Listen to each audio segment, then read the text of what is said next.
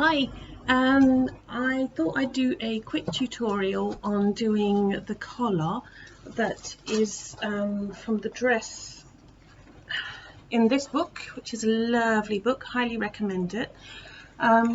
There's a dress in here called the short sleeve day dress, which has got a lovely collar, lovely shape, but it is a bit tricky until you figure it out, and lots of people on various groups were saying that they were struggling to figure out the instructions, and my first one was a disaster.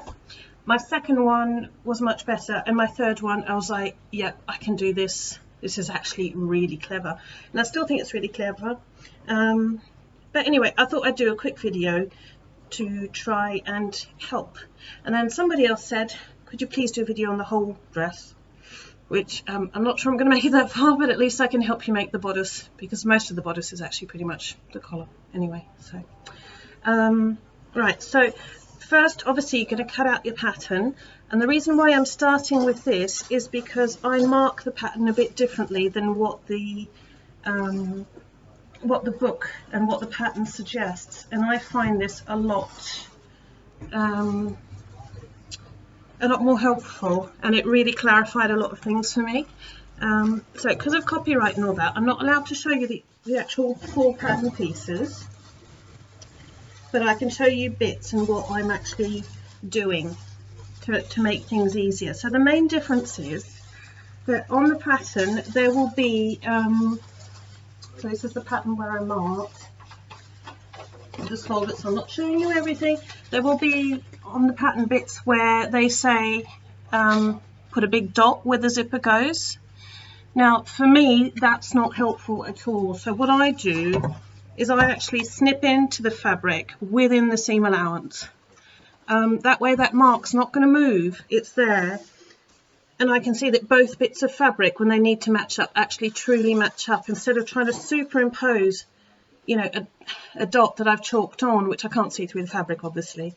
Things like that. So that's my first tip, and my second tip is on the sleeve portion, on the front and back, really do mark the sleeve meeting points. I must admit I'm often a bit lazy. I usually don't do this because I think, well, bleh, so long as you mark up the edges, they'll fit right. But actually, it turns out it's really super helpful for the collar. Right, so I'm going to cut out these bits. I'll clip in to the seam allowances to mark the notches. I know a lot of people have been told to never do that. I do it, it works, I see no problem with it, so long as you don't slip beyond the seam allowance. There's no trouble with that. And the other thing I'm going to do, which was a game changer for me, and again I was a bit naughty, I didn't do it. It does say in the instructions to finish off the edges of the fabric, and because I sew a lot using my overlocker, I often think, well, I might as well just run it through my overlocker and sew an overlocker at the same time. For this dress, that's not a good idea. So don't be like me, don't be lazy. Do go and finish off the edges. It will make your life so much easier afterwards. I'm off to do that, and then I'll be back for a second part of the video.